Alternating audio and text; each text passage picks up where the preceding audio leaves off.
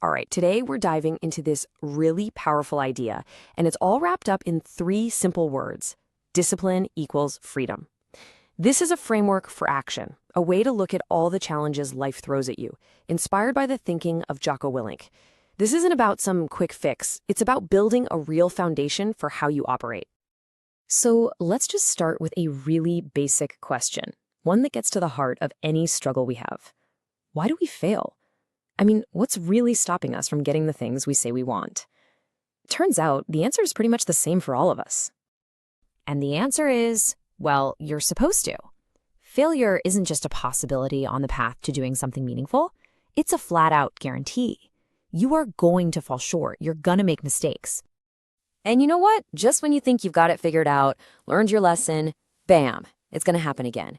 Now, this isn't about being negative. It's just being real. It's the price you pay for even trying to do something that matters. But, and this is the most critical part of the whole thing, it's after those failures, through that struggle, that's when the win happens. See, we have to get this idea out of our heads that failure is the opposite of success. It's not. It's a crucial part of the road to success.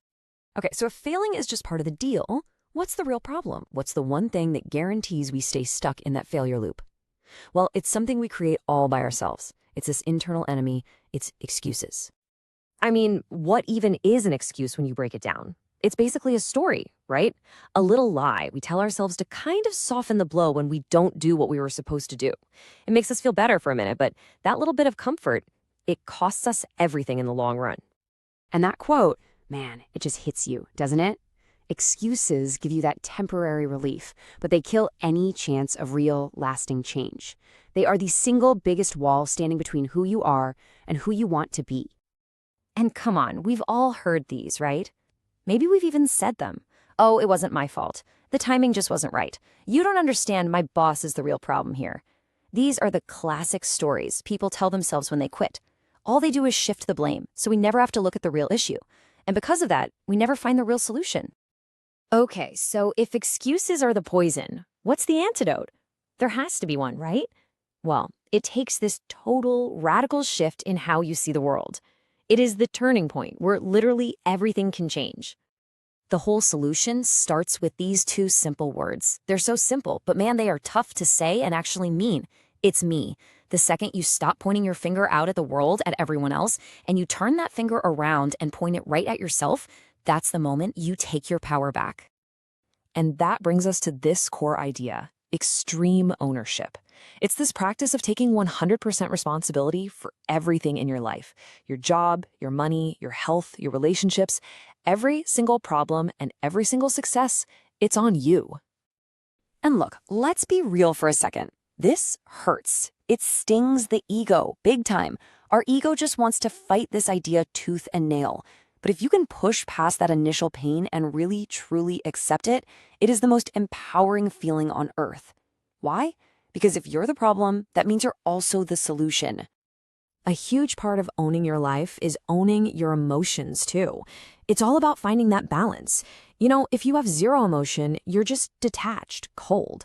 But if you're all emotion, everything is just chaos and mayhem. The real leader, the person who's in control of their life, they operate in that sweet spot right in the middle. That's where the strength is. Okay, so you've taken ownership. Now what? You need an engine, right? Something to actually drive you forward. And that engine, it's built on this really surprising paradox, one that totally flips how we normally think about freedom. Now, this looks totally backwards, doesn't it? I mean, we always think discipline is like a cage, a restriction. But just look at where it leads. A lack of discipline doesn't make you free. It makes you a slave. A slave to bad health, a slave to money problems, a slave to having no time. Real freedom, the kind where you actually get to do what you want, that's on the other side of discipline. Let's just break down the logic here, because it's actually super simple when you see it. Discipline with what you eat and how you move your body, that buys you freedom from sickness. Discipline with your work and your money, that buys you freedom from financial stress. And, ironically, discipline with your schedule actually creates more free time, not less. Every single act of discipline is like an investment in your own future freedom. So the theory is pretty clear, right? Take ownership, build discipline, get freedom. But what does that actually mean for you, right now, today? What's the very first practical step you should take? And the message here is about as simple as it gets. If you feel lost, if you feel stuck, if you have no idea what to do next, you have one job and one job only. Just move. You don't need the perfect plan. You don't need a map of the whole forest. You just need to start walking.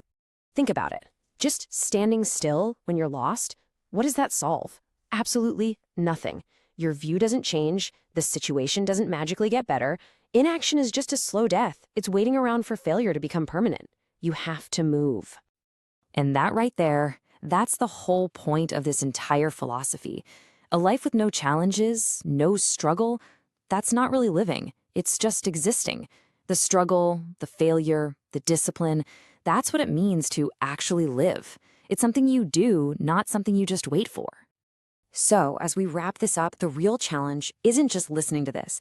It's taking it from here and putting it into your own life. And that whole path forward, it doesn't start with 100 changes. It starts with one decision. So I'll just leave you with this question to think about.